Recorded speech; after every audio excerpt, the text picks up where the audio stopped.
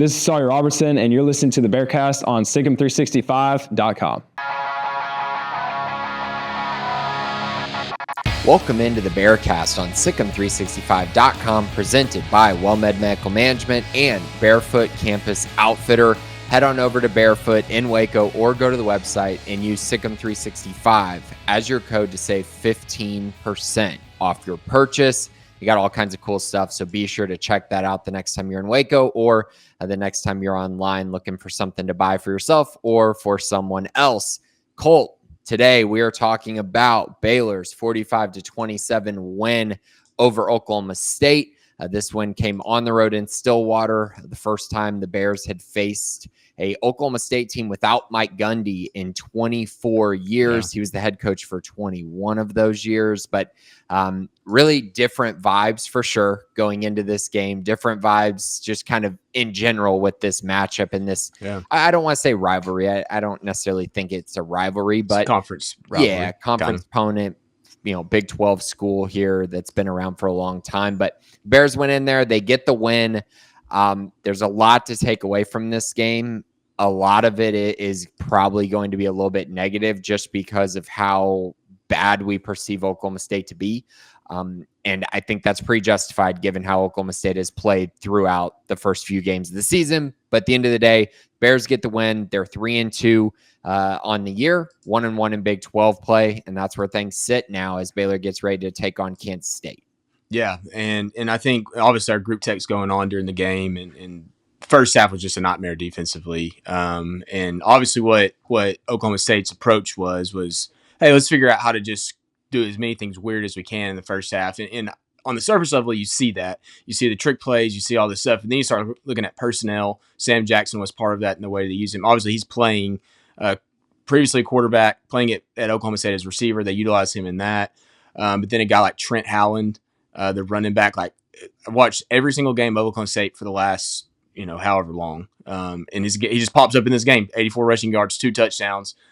Consistently was not expected. 16 carries was a career high in terms of being Oklahoma State.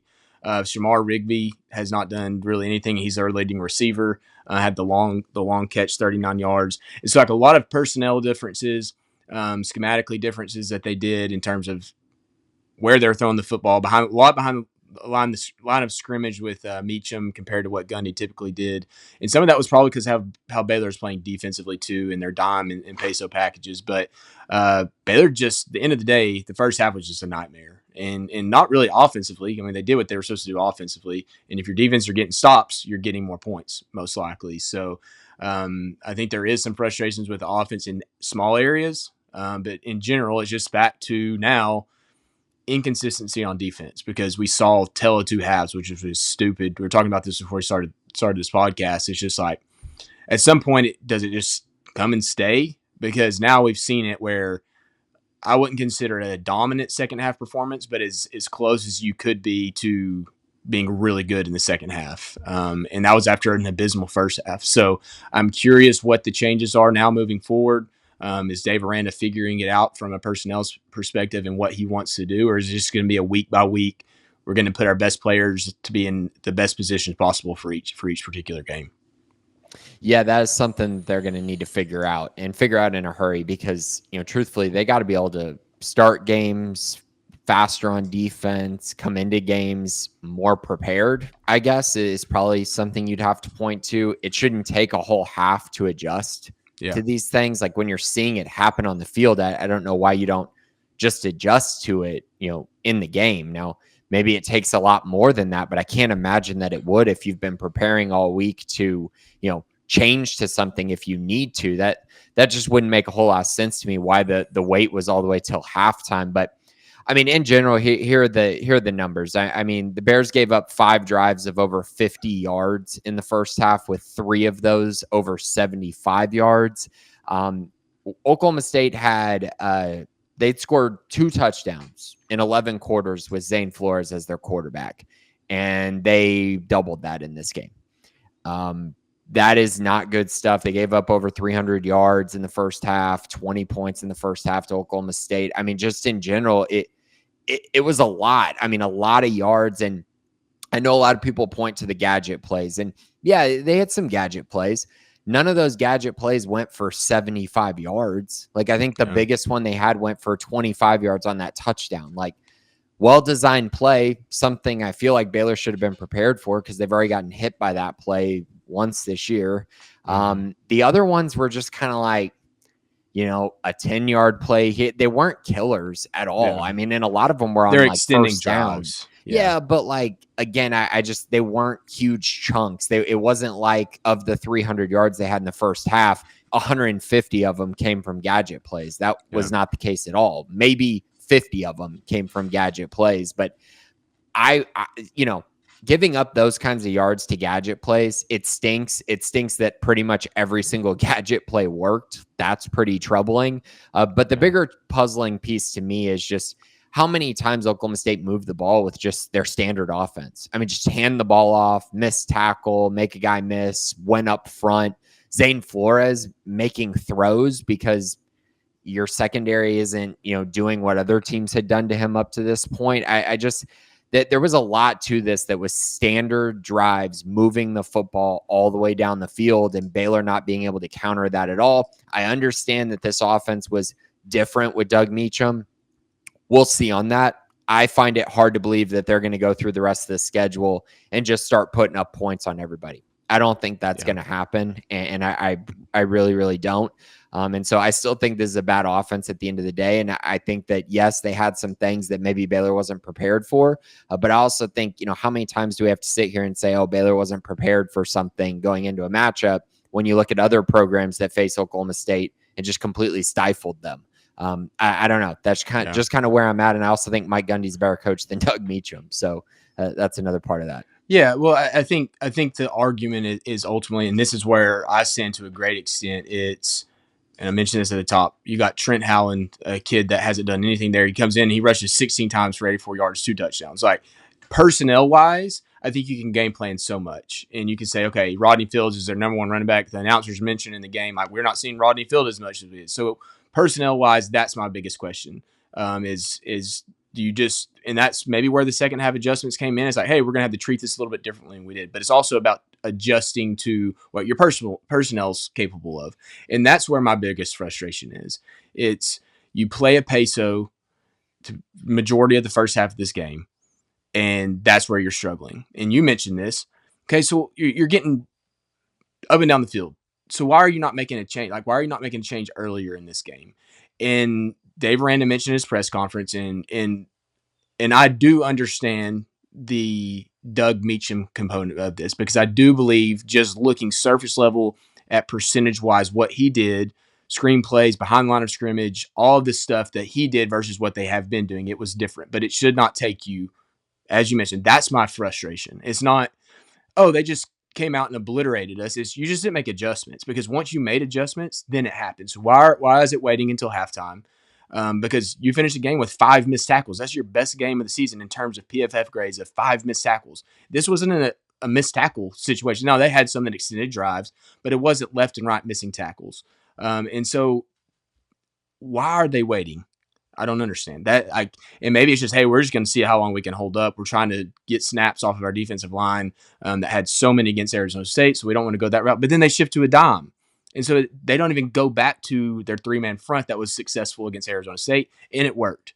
And maybe that's, is it Dave Aranda just not knowing what the strengths of his defense are, or what teams are, how they're going to be attacked? Because how many times did Zane Flores just take a check down and it was a first down? He did that a lot in this game. And are you just playing too deep? Are you just, what is going on with this? And I don't have those answers, obviously, but I feel like if you're making those adjustments at halftime and they're highly successful, it probably needs to come before the last defensive drive of the first half, before you start changing those things. And I saw it a little bit at the end of the first half of blitzing a little bit more, creating a little bit more havoc.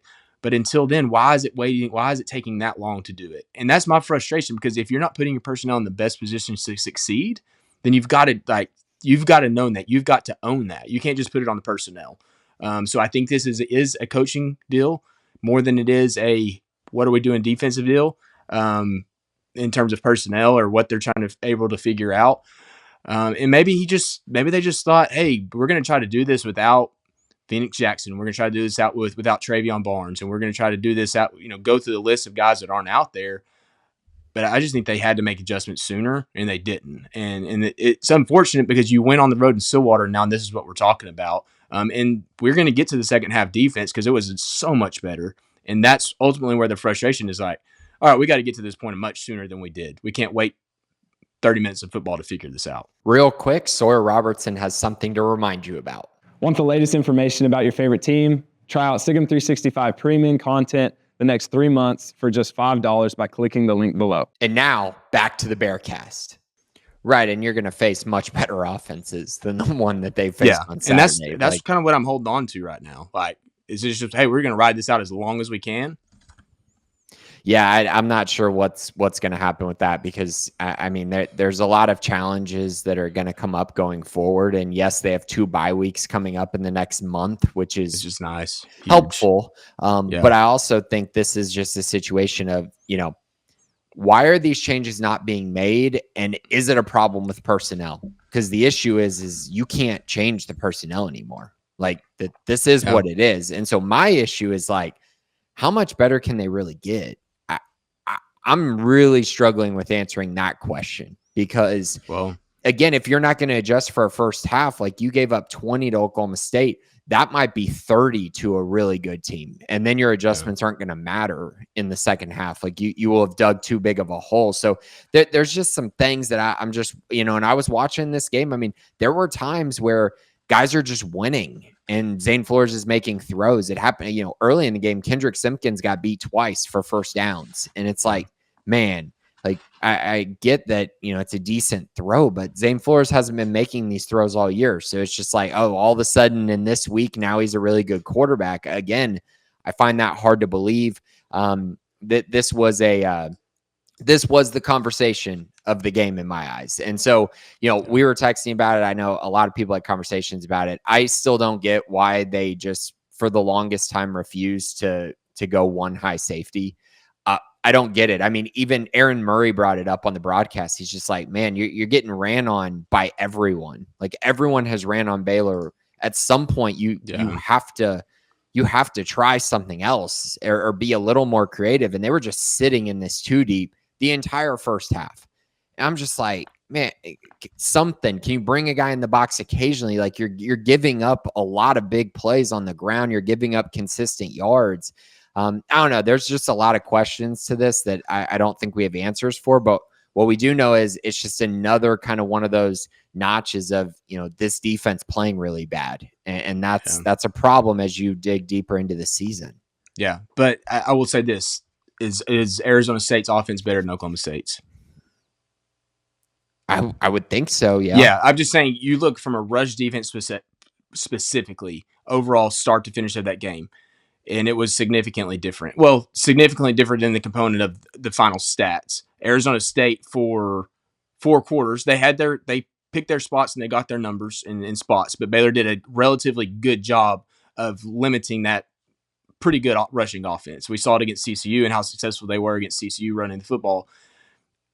I want to put this on the coaching staff, but it's also, where's the motivation to go out? Was it because you didn't play 3 down linemen? Was it because of this or that? Like, I think there's twofold, because I think you go into this game against Oklahoma State, maybe it's on the road, the energy is different or whatever. You mentioned winning one-on-one. Like, are you straight up beating the guy across from you? What are you able to do personnel? From a component of personnel, are you doing your best? Are you playing at the energy level that you need? Because I think we can put this on Dave Aranda and saying, why are you making adjustments before now? I don't think this defense is as bad as it showed at the beginning of Oklahoma State. I truly don't. So what is the answer? It's somewhere in between. I mean, truly, like, I don't think this is a bad defense. If you look at what they did against, now, hear me out on this. For the majority of the game against SMU, you take away explosive plays, busts, just terrible luck with the LeVar Thornton. Like, this defense has flaws, but what are our expectations? Average defense? I think this is an average defense across the board. You just can't have games where you're starting out and say, hey, we're just going to be really conservative and we're not going to attack. And we're not like, this is not a defense that you can do that with. I watch too much college football and seeing guys going out and being aggressive. Now, for instance, TCU on the other side of the ball, like, they are attacking constantly and it gets them burned constantly. So there's got to be middle ground. but you can't go out in this game and give Oklahoma State hope. Now, I never felt like this game was out of control. Like Baylor was never in control, but it could have easily got to be a tie score in the second half. And that's not good. Oklahoma State's not good. It was an 8-point game in the fourth quarter. It was a 1-score game at the beginning of the fourth quarter. 35-27. Yeah. I mean, yeah, you're in control. Yeah, you feel like you're going to win the game. But what happens if it's an 8-point game and then you throw a pick six and now all of a sudden you're tied? Yeah. Like, I think from a game control standpoint, you felt fine. Yeah. But it also puts it in. You should never, if you know that you need to be aggressive, we should have already learned these lessons at the beginning of the season.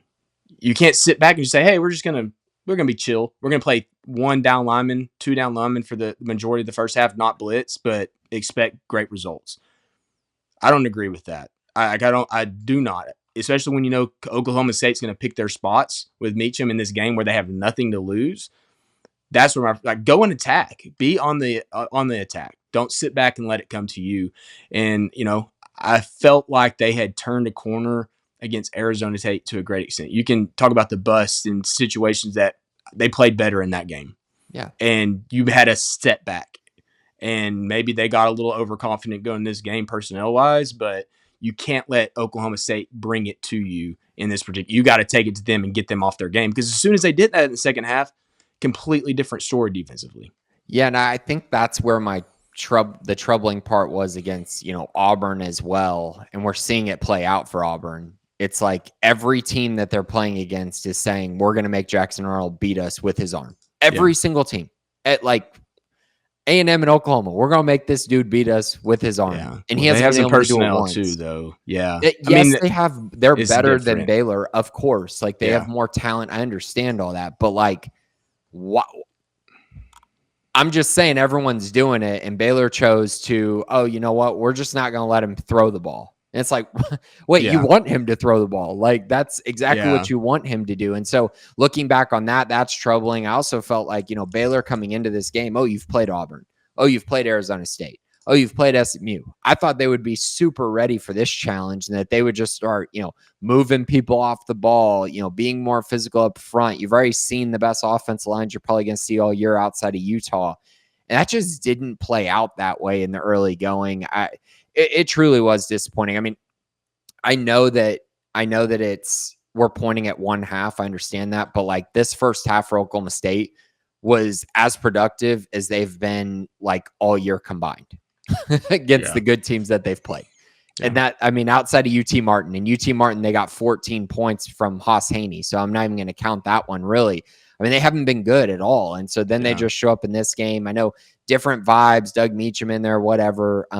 It was very troubling and something that has to get corrected, but it also just shows you, in my eyes, kind of how far away Baylor's defense really is from being a Big 12 contender defense. It's just not. Yeah. It's just not right now. Maybe that can change, but right now it's not there. Yeah. Well, you saw, and I think we're making a big deal about the first half. I think in the second half, it showed exactly what they're capable of. And not that Oklahoma State's a great offense, but that's exactly how they should have performed in the game, across the board. And so dissecting what happened in that is the biggest crux. Why did this happen? And I think for me, it comes back to, one, you have to be aggressive. Take it to your opponent. Don't sit back. Personnel-wise, those changes can't be made at the end of the first half. It wasn't working, so why are we just sitting back and letting it just bring it to you? And then I think to a great extent they knew that something was going to be different. So they sit back, defensively, but as soon as you see what they're doing, it's check downs, trick plays, keep it in front of you. But the change that they made was nothing abnormal for this defense. They've ran the dime package quite often. Not against Arizona State, but they ran it a ton against SMU. They switch and then they have success. They get more aggressive. And now they play Kansas State this week, and it's going to have to go back the other way. And so, I don't know. I think that's my biggest frustration. It's hey, we were just put in great situations in the second half, and you go back to the Arizona State game. The majority of that game, you played solid, sound defense, and then you have a step back as much as you did. And I don't know. I just want to see this defense do it consistently. And it's not even truly 100 snaps in a row. It's just let's play 4 quarters. We might have a bust or two here. For the most part, just like the Arizona State game, don't have a whole half where you just suck. And that's that's the deal. Like right now, you just suck. First half of the SMU game, you just sucked, and then you turn it around the second half. So what are the issues for that? And it's discussed on Sigma 365 like all the time of what are the changes? Why are these being so delayed? Is it because Dave Aranda's not in the press box seeing these things? Is he not getting the information that he needs? What's the ultimate reasoning behind that? I think in this game you felt, hey, like we'll just continue to do this until halftime and then we'll be good. And it worked out because it's Oklahoma State in this instance. Right. I did think that they were going to be more aggressive in this game, but once again, another game where they don't have a turnover. They ultimately lose the turnover battle. Yeah, I mean, close, but they got to start forcing these turnovers, man. I mean, like this is a perfect opportunity. Blitz this dude. Make Zane Flores have to make tough throws. Make his receivers have to win one-on-ones. Why are you so nervous that you're going to give up a 60-yard touchdown? You're already giving up all these 75-yard drives. Like, it just doesn't make sense to me. And you mentioned TCU, and it's like, man, honestly, it for TCU, I'm sure it stinks to see, explosive plays and stinks to see them, giving up these big plays. But shoot, man, they're forcing turnovers, and at least they're kind of like they're playing out of control. Bad sometimes, but good other times. And so I would like to see a little more of that from Baylor. It just feels like they play so conservative at times. And sometimes that's good. Like we've mentioned that. Sometimes that allows you to force quarterbacks to make really tough throws in tight windows. They start overthrowing. Now you get interceptions on the back end. You're not giving up deep plays. That's great occasionally. Yeah. But in other instances, it's like, okay, but you're just dying on these 10-play drives, these 8-play drives, and getting worn down. So there has to be a happy medium to this. And right now, they haven't found it. They really haven't found it at all. Yeah, you can't be TCU, you can't be Baylor. I mean, Baylor in the second half is as aggressive as they should have been in the first half. So like you can't go from one extreme to the other when you're struggling. Now, I will give some credit. 23 total pressures in this game. Mm-hmm. Matthew Fobbs-White was terrific rushing the passer. Martin Winston's well, but across the board, they did a lot of things to create chaos. And so 23, I haven't looked back how far that's the most that they've had this season in terms of pressure. So for those curious, pressures are the combinations of sacks, hits, and hurries. So 23 of those, 2 sacks, 4 hits, 17 hurries. And truly, they were there a few times. Like watching back, like about a half a step more, and they either have a strip sack or a sack. And that's, I mean, Flores wasn't getting the ball out of his hand extremely quick, but he was, you're half step behind. And so that becomes a little frustrating that you're not getting there. How do you get there? You can't really always depend on getting it off the edges. You need some pressure up the middle. They try to do that with, linebackers some. And, but yet, at least they got those 23. I mean, that's a kind of makes you feel a little bit better about moving forward, that they were able to generate some pressure. And they've done a decent job. They just haven't gotten the quarterback on the ground too much. No, they haven't. I felt like some good stuff there was, Caleb Burns, I think, had 2 of those pressures. He shows some flashes when he gets going downhill. He had one where he chased after Zane Flores, and just this is a young angle. Guy. Yeah, this is a young guy thing where it's like, dude, this guy is not that fast. You just don't need to get that far up the field. Like, just keep your angle, keep him in front of you, guide him to the sideline. You make a great play. But he chased him and got caught up. But again, I like how he's been playing. He's reckless. Like you can see as a freshman, he's very reckless. Yeah. He gets that, I think, from his special team stuff too. He had another special teams tackle in this game, but he's going to be a player. He's going to be a fun one. It's just, it's clearly he's not ready for every down snaps quite yet. Just because I do think there's some things there that he probably will get caught with in the early going, but I like his physicality and aggressiveness, and he plays very fast. One thing of note, they really need Jackie Marshall and Keaton Thomas to play a little bit better. Like, they were fine, but I just felt like they were not changing the game like I thought they should. Keaton Thomas had a really nice pass breakup that was kind of one of those game-changing plays you need. Jackie Marshall, I think he had a sack or at least a tackle on the quarterback that was within a yard of the line of scrimmage, but it just didn't feel like either of them were really dominating the game at all. And those are 2 guys that you really need to be pretty much dominating every game that they play, and they have to be true difference makers. I didn't quite see that in this game, and that honestly impacts their pressure numbers a little bit. I'm not sure how many they had, but I can't imagine it was very many between the two of them. Yeah, so Jackie had one. Then looking through here for Keaton, he had 2. So of 23, they had 3 combined. 3. Now, what I'll say with Jackie, when you're playing peso and he's playing, like that, and so I was going to mention this about Keaton, and I feel the same. You're probably feeling the same way I do. You have to turn him loose a little bit. Keaton plays so strict football. So like he does blitz some. Like I'm gonna look at his stats really quick. So how many times he rushed the passer 6 times. So 68 total snaps, 6 pass rush. It seems like they trigger the other linebacker a whole lot more, Kylan or Caleb instead, and because he's better in coverage than the other two. Yeah, and for sure. But when you're playing nickel, like let's get something going here. Like 6 pass rushes is not, and I'm going to pull up his season stats to see where we are in this.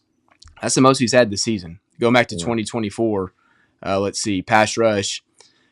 LSU, he had 12. Texas, he was rushing the passer a lot more. Exactly. Texas Tech, 11. Because they trusted 15. Matt Jones, I think, more than they do the other guy opposite him, it hurts the defense, though, because Keaton is so impactful going after the quarterback and getting the backfield. It's a really good trait of his. Yeah, and so that's the combination of let's turn him loose a little bit. Like I think that's going to be a necessity. So twofold, you don't want to be too aggressive and take him out of playing the quarterback run or kind of being a spy. But in a game like this against Flores, who he's not extremely fast, but he's fast enough. Like talk about Caleb Burns, he can go and catch him if he just takes a good angle. Keaton has that ability, but at some point, you got to let your playmakers play. I feel like to a great degree, when you play a peso or you play a nickel and Jackie's your nose or he's your B-gap player, like you're limiting him because he's going to immediately get doubled. He has no size next to him. And that's why I think you look back to the Arizona State game, Jackie played at a very high level. Run defense-wise, grades-wise, overall was really good. But he played next to 3 other guys that were scrimmage. So maybe you see that more against Kansas State. But when you're playing him as a nose tackle, he's limited in what he can do when he's the only guy on the interior. But with Keaton, I feel like he's one of your better playmakers, more of your disruptive players. At some point, you have to let him loose. Like you can't have a guy that's good at rushing the passer or not rushing as much. And now maybe they think that Matthew Fobbs-White and Amarian are a little bit better than what they had last year in this regard. Steve Linton, if he had stayed on the field, obviously the superior to those two in my mind in terms of rushing the passer. But I don't know. I just feel like you have to get this guy involved a little bit more. This week might not be the best week against Avery Johnson, but last week would have been. There's some games moving forward that you feel like maybe you can trust that a little bit more. All right, Colt, let's turn over to the positive side of things here, and that's the offensive side, which there were some things that are still a little concerning from the offense. There were, the fact that you turn into the second half and it's like they score a touchdown the first drive and then the defense starts playing well and then the offense isn't scoring. And it's like, man, you could have really pushed this lead out of way. But I think in general, with the offense not scoring on that last drive when they would have scored points, they played well. They played well enough to score 50 points in this game, and they basically chose not to at the end. But they played really well. 28 points in the first half. That's about what you expected. You expected this game to be like 28-7 in the first half. And obviously it was not that. But you go forward into kind of the second half. They had some out of sync moments, but in general, they were very good. Sawyer Robertson ended up going for 393 yards, 4 touchdowns, also had a rushing touchdown. Interesting stat they brought up on the broadcast, so I went through and wanted to fact check it really quick. So Sawyer's got 5 straight games with 3 passing touchdowns. Do you know? So this is the longest streak in the Big 12 since. Do you know who? So the stat, I'm assuming. I would guess like Nick Florence. From the standpoint of the way Baylor was running the football. Not Baylor, Big 12 in general. Okay.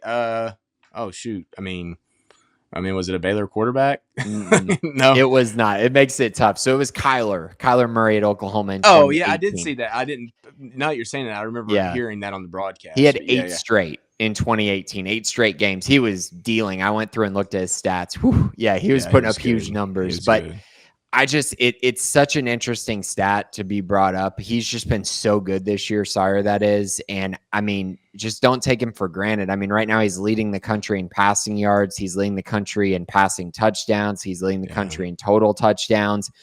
He's been awesome, and he continues to lead this offense. He was really on his A game in this game, and that even included 2 more drops. I think Ashton Hawkins had both of those drops, but 2 more drops in this game, which were challenging. Michael Trigg being out there for 25, 30 snaps, I think. He missed a lot of time in this game, and he was 25. clearly a guy Oklahoma State had zero before.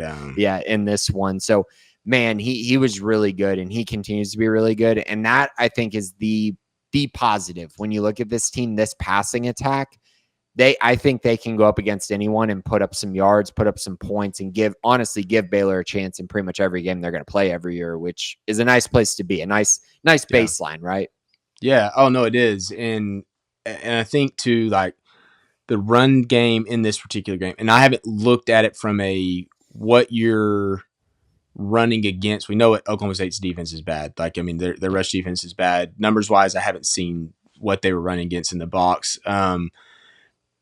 The passing offense is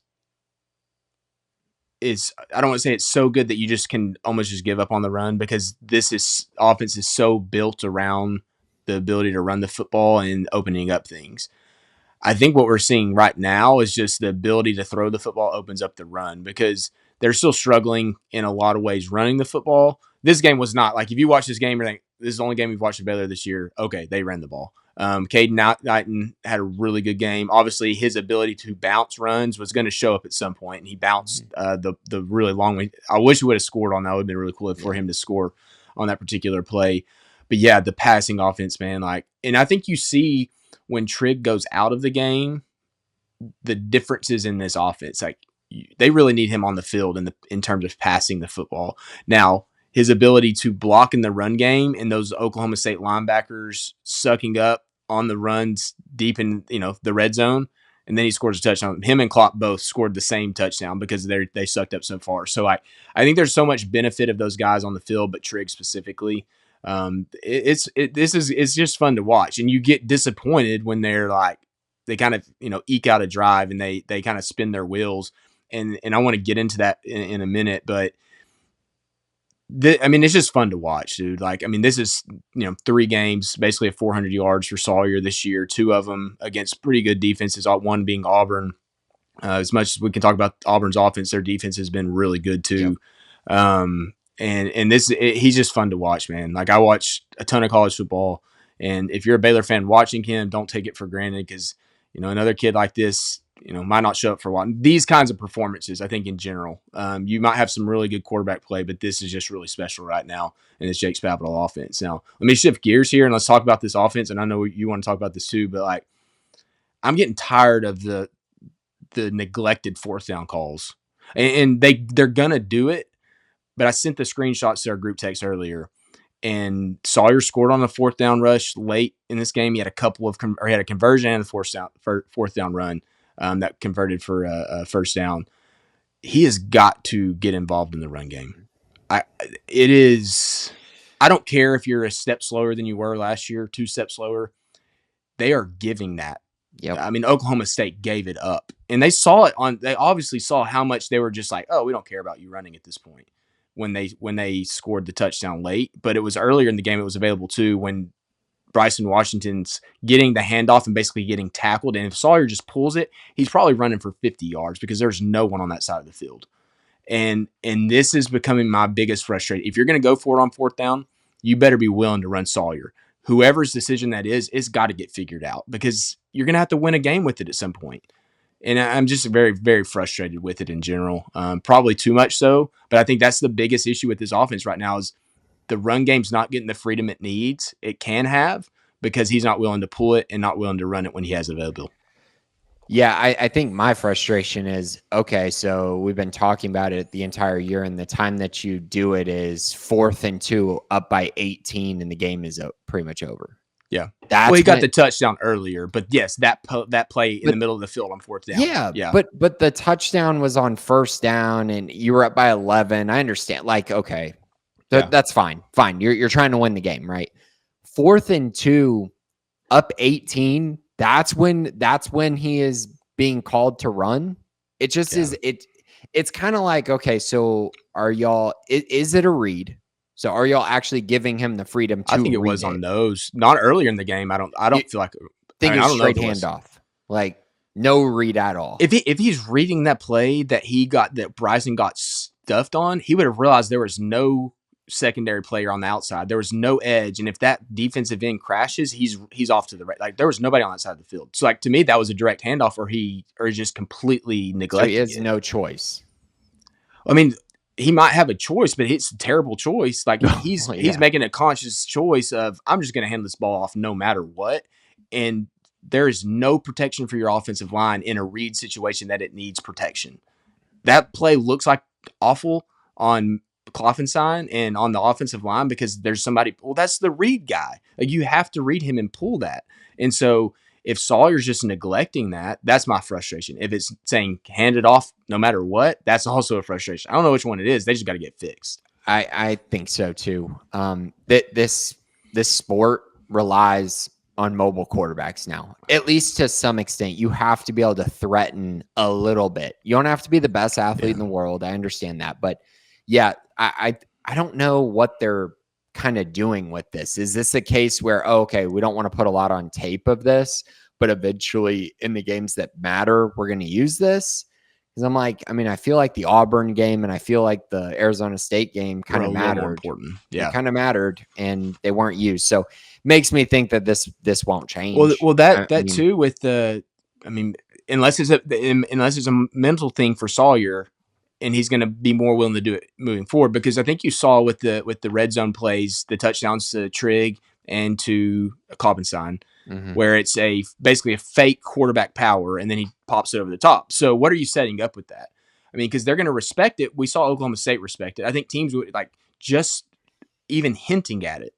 And then maybe they were just setting this up for the rest of the season of like, hey, we're gonna threaten this if you don't respect it. I just don't know why you haven't done it at any other point. When you've struggled a little bit in the red zone, I mean, not a little bit, quite a bit, going forward in 4th down, deep in territory, like why are you not exploring these things earlier in the season? And maybe it's like a commitment to say, okay, we're gonna do it a little bit more. Because we saw immediately how it impacted the Oklahoma State defense of thread. I mean, he didn't take one step and the linebackers just immediately crushed down. Yeah. But why, if it's Oklahoma State and you're up, why is this the game you're doing it when they have a weak run defense? Like, use it in a spot that's going to really be impactful. Because I think Bryson Washington takes a hands off and scores if you're, after 1st down. I don't know. It's the biggest frustration I have with this offense right now. And I think it impacts more than we realize in the run game specifically. Because if he's willing to take it and even just dive and barrel roll for 5 yards and save a hit, it opens up a lot more for Bryson and the rest of the offense. It definitely does. And I also think this is a situation where we've seen them get stuffed a number of times in these 4th and 1 situations. And I'm just thinking, man, if you spread everyone out and let Sawyer go, you might have a hat on a hat. You might be able to create that mismatch where you get 1st down. So, yeah, and they used it last year. We saw it last year. I mean, Sawyer was so good in those QB power type situations. And those ended up not just being like, oh, I got the 1st down. Some of them ended up being 30-yard touchdown. And so I just think it's something that there's a couple things to it. I mean, either it's Sawyer's health, either it's they're trying to protect him, either it's Sawyer just not reading it, Sawyer not deciding to keep it. There's a lot to it, but I agree with you. He's got to be a threat to some extent to run the football, and he's running well enough that he can be a threat. Like it's not like I mean, it doesn't look great. Like it doesn't look like it did. I 100% acknowledge that. It does not. But he's still mobile enough that he's, running around or by people a little bit. Yeah, well, and he's also, to his credit, he's looking down the field when he runs. So it's more of an awkward, like, hey, I'm still trying not to trip over my feet as I'm looking downfield. I'm looking to get my shoulders turned, etc. But there's plenty of time. Like the situations that I'm talking about are the 4th and 1s. Like that has to be an answer. Like, I don't want to keep harping on this episode. We could do its own episode on this, but it has to be remedied when you play Kansas State this week. Now, maybe that was the whole point of doing it against Oklahoma State. Now, Kansas State looks at that game. They see it on fourth down twice. They see fake quarterback power twice. They have to respect it all. And then everything begins to open up a little bit more. But it's just at this point of the season, maybe you're just like, oh, our offense wasn't, struggling enough. But you have a game against Arizona State that you lost by 3. You tell me that there wasn't a point in that game, or the red zone trip against Auburn early in the game where you run it 3 times to Bryson and then you don't complete a fourth down pass to Trigg, and you're out of with it with nothing. There was not an opportunity to do this before. Yeah, that's my biggest frustration. It's like, Oklahoma State's great. Glad you got it done, but you should have done this a lot earlier in the season. Yeah. Okay. So let's talk about this run game a little bit. So Baylor ends up with 219 rushing yards, 5.6 yards per carry. This is basically right in line with what Oklahoma State had given up this year. And that includes a decent performance against UT Martin and then an outlier performance against Oregon where they just got, ran over, gashed, and Oregon's a better team than Baylor. I don't think we're going to debate that. But I would say this was a okay performance by the run game, not as good as I expected it to be, but I do think there were some positives from it that we can take away. So the first thing is Bryson Washington's clearly not 100%. It just is what it is. And he only got 10 carries in this game. If you would have told me Bryson was only going to get 10 carries, I probably would have said, okay, maybe Baylor's not going to run for 250 yards because, he's their bell cow. He is clearly their best running back, their most impactful guy. He goes 10 for 77 and a touchdown. This could have easily been like a 20 carry for 180 yards and 3 touchdowns if he was healthy, but he wasn't.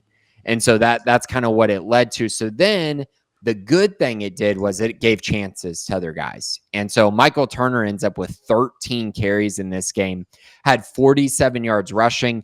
And what I came away from this thinking is they're going to need him. They're going to need him. And his power, his ability to basically do what Bryson does, but not quite as well, is big for them. He gives them another hammer. He just gets straight downhill. He doesn't cut very much. He's just kind of just straight downhill right now. I think a part of that might be the fact that, he missed his entire senior year. He hasn't shown the cutting quite yet, but he does have a lot of power. He moves the pile pretty well. He's strong. He's physical. I really like seeing that. And then on the other hand, we got to see Caden Knighton's explosiveness, which this offense also needs. He had 6 touches for 120 yards in this game. Had just an incredible catch. I don't think I've seen a Baylor running back make a catch like that down the field. That was a contested catch. I know he fumbled the football after. Not great there, but one heck of a catch. He's a tremendous athlete, a guy they need to continue to get the ball to. And his ability in the pass game has been good. Like we've seen it this year, caught the touchdown against Auburn. Both these guys are going to be impactful. They both need more experience and more game reps, and they got that in this game, which could be a huge positive going forward, especially if Bryson continues to deal with whatever he's been dealing with. He was coming off the field, on the field, to the locker room, to the medical tent, back on the field.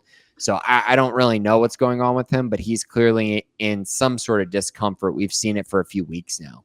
Yeah, it seemed like he had this, what I thought was a stinger against Arizona State, but then kept playing through it. So you never know with something like that. He's taking a lot of hits, and he's so physical. Like the play that he got hurt on in that game, he ran over a dude and then got up the sideline and got hit pretty hard. So he's taking a punishment. From everything that I've heard, I think he's going to be fine for the Kansas State game. I'm sure it's going to be day to day. But a guy like that, like he's going to play if he can, even if he's 80%. But yeah, I'm with you. You look at Michael Turner for a freshman, 220 pounds. Same with Caden Knighton. Like these guys are built differently. Like it took Bryson a while to get up. He's a junior now. A redshirt sophomore, 3rd year in the system. And what do they have him at 216? They have Caden that's 2. They're just built different. Yeah, and so like they're right around there. They need more reps. But I was really with Michael. The biggest thing with him. It's kind of like the opposite of Caden. Like he hits the hole and it's like, I'm getting 3 yards. I don't care. Like if I get 3 yards, I'm good with it. I think they need that mentality. And it's good because I think truly from a game planning purpose for a defense, You have Bryson. He does, but Bryson's he can do a little bit of everything. But right now, it just seemed like Caden was he wanted to bounce. He wanted to bounce, and he wasn't getting that. Now, obviously, he got him in this game, but they needed another back that could just come in and say, I'm good with getting 3 yards. I'm just going to take my carry, and I'm going to go and secure the ball and get it. This offense needed that to take the pressure off Bryson, because Bryson doesn't get 7 yards every carry. He's going to get 3, and then he's going to get 10, or 3 and then 11, and then bust a big one. So they just need someone to spell that physical toll that Bryson takes, because Caden wasn't giving that to him right now. So that makes sense. That whole move makes sense. To get them reps in this game on the road is big. Yeah, I like what I saw from both of them, and it's going to be big. And I think it goes back to Sawyer too. Like, Sawyer can do a little bit with his legs from that position, and the run game can continue to improve. The pass game is what it is. The run game taking another step in knowing, hey, we might be able to rely on the run game in a situation that we weren't earlier in the season. That could be a huge development for this offense. And I still have concerns about it when they face good teams. I don't know that this is a really good running football team. I just think that they're okay, and that they're going to have moments where they have really good games. And then I think they're going to have moments where they disappoint a little bit. And we've kind of seen that over the course of the season, where it's been a little up and down. And part of that's been the offensive line, man. I mean, they've been up and down, frankly. And in this game, obviously, they lost Omar Igbedian, who's a guy that they really can't afford to lose. And Colton Siraki came in and played guard, kind of like what we were expecting, that he would just be the first guy off the interior. So hopefully Igbedian will be A-OK and good to go going forward. But that group's got to play better too. We saw Sean Tompkins come in for Sidney Fugar after Fugar had, 3 holding calls? Yeah, they were throwing those things out quite easily too. I don't know how many holding calls total. It seemed like for the game there was a bunch of them. But yes, he was benched. He got excuse me. He was benched at some point through there, and with the offensive line in general, I'm gonna go back. Yeah. I think that just in general, the offensive line has been kind of one of those where coming into the year, I think we expected Mason Miller to push that group to take another step forward. And I do not think that we've seen that. I really don't. I think there's another step that needs to be taken, and maybe it comes after the bye week, just like it did last year. But right now, I would say I think this is I think I'm going to call it an average rushing group in the Big 12. Average, kind of right in the middle. I think the ceiling is honestly outside the top 5. And I think if you would have asked me that at the beginning of the year, I would have said, I think Baylor can be the best rushing offense in the Big 12, but I don't see a path to that anymore. Yeah. I think they're kind of a little bit, they're just not as good as they were a year ago, and the schedule is different. And so you're going to face some other challenges this year that you didn't face last year, and some differences, and you're throwing the ball a lot more than you did a year ago. I do think it comes down to, I don't know as much about the offensive line. I think that it is, when you face better defensive lines, it becomes an issue, better defensive fronts. I truly think the depth, the ability for Dawson Pendergrass to go out there and make a play for you hasn't been there. Caden can be that. He can go make a play, but the consistency, and that's what excites me about Michael, is that you feel like he's a guy that can go and get those 6 or 7 yards, whereas you might not give that handoff to Caden because you're kind of worried about him bouncing in and not getting it. Bryson's going to get his, and I think that's where it's kind of like, if they have Dawson, this rushing offense does look better, obviously. It's just, I don't know. There's a mix there for me that I'm not really sure what to make of the offensive line because of that predicament right now with the run game. If Michael and Caden just develop, by the end of the year, we might look down and say, hey, this was a lot different than we thought it was early in the season.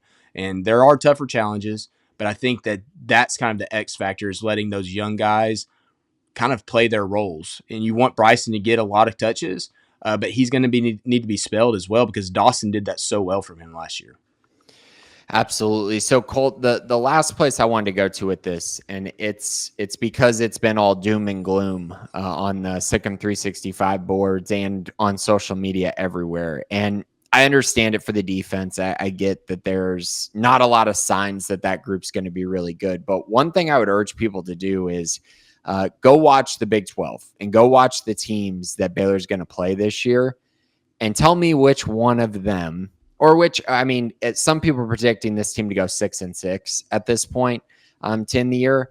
I just would urge, I'm just asking 4 teams that are actually going to be able to stop this offense at all. Because I just watched the Big 12 this weekend, and I saw some defenses just get absolutely obliterated. I mean, Kansas has a good offense. Don't get me wrong. Jalen Daniels is a good passer. Jalen Daniels threw for 445 yards and 4 touchdowns against Cincy. He's not that good. He's not that good. And those receivers are not as good as Baylor's. I'm like, well, come on now. UCF hasn't played anyone all year, and they played Kansas State, who by all accounts that we've seen this year is a pretty below average offense, and they got torched consistently. And then on the flip side, Kansas State. UCF torched Kansas State. So I'm just looking around here. I understand Utah's good, and Utah looked very dominant against West Virginia, a bad West Virginia team.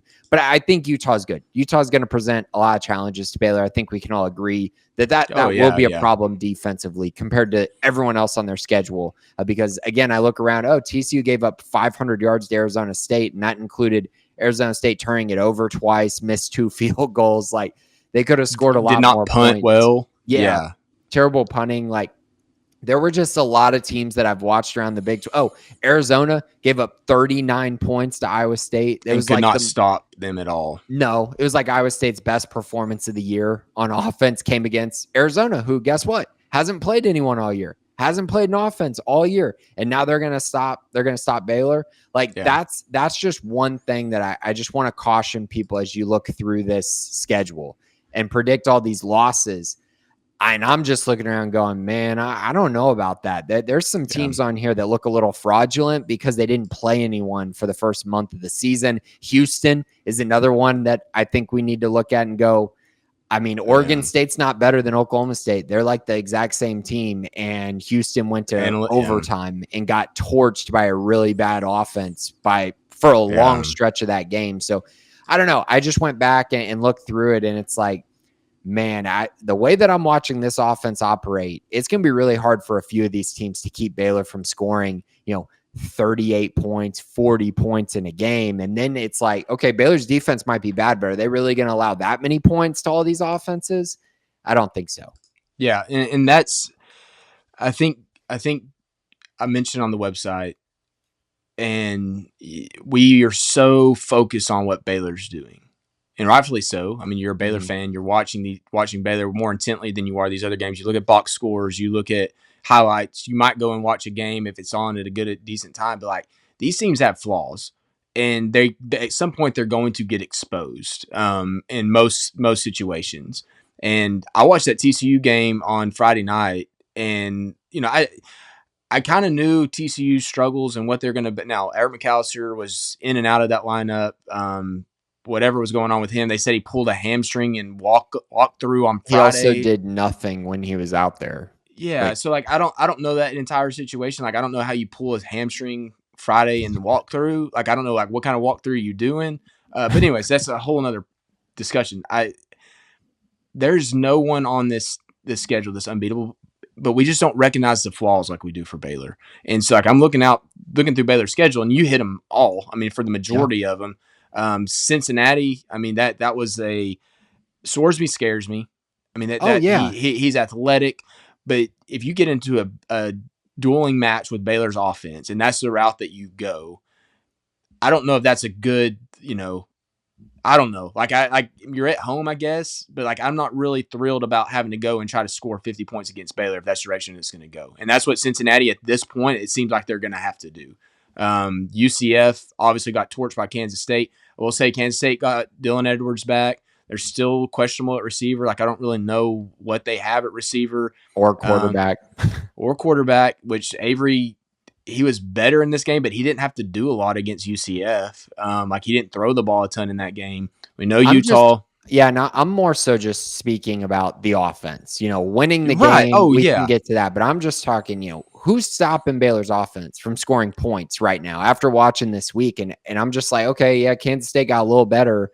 UCF hasn't played anyone. They scored and 17 points against Jacksonville State, or who was it? They 17 points against somebody. Well, they scored UCF. 21 against Kansas State. Scored 21 against Army, or 24 against Army, or whatever it was. I mean, Kansas State's been bad on offense the entire year, and UCF hasn't been good on offense really either. Outside of they got to play North Carolina, which everyone's scoring and on North Carolina. and NCAA and they scored 17 on Jacksonville State. So that's what I was going to do. Kansas State gave up a ton. I'm defensively, Oklahoma State's the bottom. Arizona State's, I would say, top 3 in the Big 12. I mean, I don't know who else you're doing. Tech, you can make that. Tech, Utah, Arizona State. Auburn was obviously much. I would take Auburn's defense over every defense in the Big 12 right now, regardless of what their offense has done. Their defense is legit, and we knew that. I don't see it. Now I had to break those games down. I watched all of those games and kept up with all of those games, and I didn't leave a game thinking, "Oh, Baylor's not moving the ball on them," in which I kind of felt that anyways. But the Arizona, the Iowa State game probably stood out to me the most of all that bunch because I thought Arizona's defense looked through 3 games looked pretty good, and then Iowa State just ran up and down the field on them. They just haven't played it. This is what we talked about. They haven't played anybody. They just have not. There's so many of these teams did not play a soul in the non-conference and got all this hype from just media and stuff because they're 3-0 or 4-0. And it's like, dude, they haven't played anybody. Whereas Baylor's having to play a tough opponent every single week except for Samford. And now this week they got tested. And so now you look forward and it's like, okay, they're 3-2, but they're about to play some really bad defenses that they weren't able to really feast on in the early going. They had to be challenged. I mean, SMU's defense isn't good, but I think that you're going to come to the end of the year and see that they're a lot better than, some of these teams are coming than up. Some of these teams. Yeah. And Baylor scored pretty easily on them, especially late in that game. So that was just something of note to me.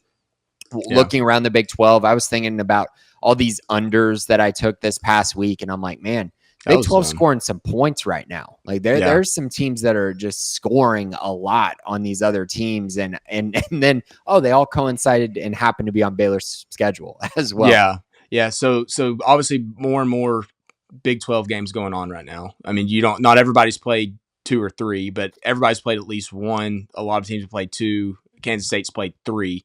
Because they played the early game against, which I don't know, is the Arizona game for Kansas State, was that a conference game? No, that one wasn't, but Iowa State was. So the stats the website that I use considers that a league game, which it is a Big 12 game. It's just not, so they include that in the stats. But you look through here. So Baylor did play Oklahoma State, 612 yards. And this is per game. Cincinnati, 597 yards. In that game again, who is it that they played? Kansas. Kansas. TCU 492. I'm going to switch this up because yards per game is not the best indicator. Cincinnati 10.85 yards per play. Oklahoma State 8.27. Baylor doesn't play West Virginia. Does play Utah. So here's an interesting one. Utah is 6.24. They're number 13 right now in the Big 12 through 2 Big 12 games, and that's Utah versus Tech and Utah versus West Virginia. So that number's still pretty inflated considering they played West Virginia. UCF is 12 with 6.2. TCU is now number 10. So I'm just going through Baylor's opponents. 5.93 at number 10. And then you got to jump up to Houston, who's given at 5.17, but that game was against Colorado in their quarterback conundrum. And then Baylor does play Arizona, who's given at 4.85, but we just saw them get blitzed by Iowa State. They do have the resume with Kansas State as well. So the teams that Baylor's facing, there's some better defensive teams statistically right now in the Big 12. BYU being one. Kansas State's up there at 5.32, Baylor does play this next weekend. But the majority of the teams that are upcoming on the schedule are lower in terms of yards per play defense. And it is going to shift a ton because you've only played, Oklahoma State, Cincinnati, UCF have only played 1 conference game. But it's going to shift more and more throughout the season. But I think some of these teams were exposed this past weekend. They really were. And it made me just kind of, again, take a step back and just look around and think, okay, there's a lot of games on here that are still very winnable for Baylor. And there's a lot of season left, regardless of what anyone may think of the defense. I mean, maybe they'll have to win a lot of shootouts, but A win's a win. It's possible. At the end of the day. It's possible. Yes, and a win's a win. And that's what it's going to come down to, I think, for this Baylor team. It might not look great. Honestly, I think a lot of times it's probably not going to look great this year, but it's about how can they finish these games and can they win the close ones? Can you go forward, and when you do have a close game, can you find a way to win that game? That's going to be key, but they have a really good quarterback leading the way, and that definitely should give people some hope in what the Bears could do going forward. Colt and I will be back to talk about the games upcoming this week. We'll have a premium mailbag on Tuesday, and then of course our preview for Baylor versus Kansas State on Thursday, and then we might have one more in there for our best bets, and then maybe one more. We'll see kind of how we're feeling going throughout the week. But thanks everyone for listening. This has been the Bearcast on Sikkim365.com. Join Sikkim 365 Premium on a $1 for 1 month trial to read our experts' notes and insights. Know about high school commits, off-season transfers, coaching staff changes, and so much more before the rest. Also, download the Sikkim 365 app on your iPhone today to get instant notifications of breaking news, read up on the latest inside info, easily interact with other Baylor fans on our forums, and get alerts for anything published by your favorite staff members.